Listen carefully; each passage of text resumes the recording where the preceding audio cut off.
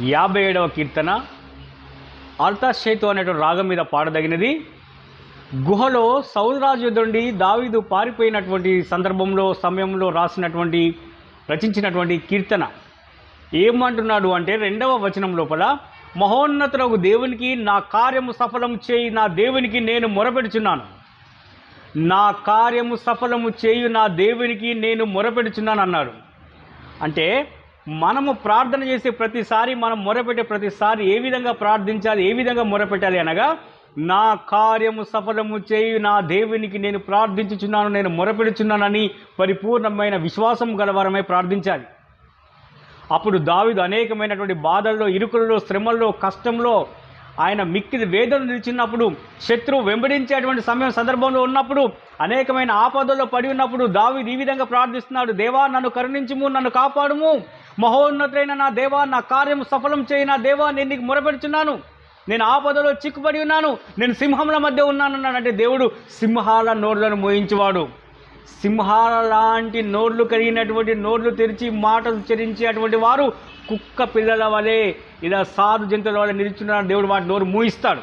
అందుకే దేవా నేను సింహముల మధ్య ఉన్నాడు, సింహాలను చెండినటువంటి వాడు సింహముల మధ్య ఉన్నాను అని దేవునికి ప్రార్థిస్తున్నాడు. అందుకే చివరిలో అంటాడు చూడండి, 6వ వచనం, నా అడుగులు చిక్కించుకొనుటకై వారు వలయొడ్డిరి, నా ప్రాణము కృంగియున్నది, నా ఎదుట గుంట త్రవ్వి దానిలో తామే పడిరి. ఆయన అడుగులు చిక్కించుకోవడానికట దుష్టులు ఏం చేశారట, వలయొడ్డారు. అప్పుడు దావీదు దాన్ని చూసి ఆయన ప్రాణము కృంగియున్నదట. అయినప్పటికీ ఏం జరిగిందట, నా ఎదుట గుంట త్రవ్వి దానిలో తామే పడిరి.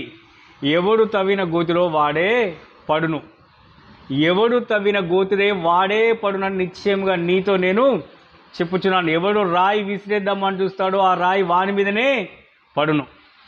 ఎవడు ఏ రకమైనటువంటి చెడు చేద్దామని తెలిసినా వాడు తలంచిన చేటు వాడి నడినెత్తి మీదకే వచ్చునన్నాడు. ఎవడు తలంచిన చేటు వాని నడినెత్తి మీదకే వచ్చును. కాబట్టి ప్రియమైనటువంటి దేవుని ఇష్టమైనటువంటి కుమారుడా, ప్రియమైన దేవుని ఇష్టమైనటువంటి ప్రజలారా, జ్ఞాపకం చేసుకోనండి. ఎవరి నిమిత్తమై అయితే నువ్వు గుంట తవ్వుచున్నావో ఆ గుంటలో నిన్నే వేసి దేవుడు మీదికెళ్ళి మట్టి పూడుస్తాడు, జాగ్రత్త. అందుకే ఎవరి నిమిత్తమై వలలు ఒడ్డక, ఎవరి నిమిత్తమై గుంటలు త్రవ్వక, ఎవరి మీద రాళ్ళు విసిరడానికి ప్రయత్నించక, జాగ్రత్త కలిగి భయభక్తులు కలిగి దేవుని మహోన్నతమైన పాదముల యొద్ద దీన మనస్కులై నిలిచిండండి. దేవుని యొక్క మహోన్నతమైన కృప మనందరికీ తోడై నీడై రక్షించి నడిపించును గాక. Amen, amen, amen.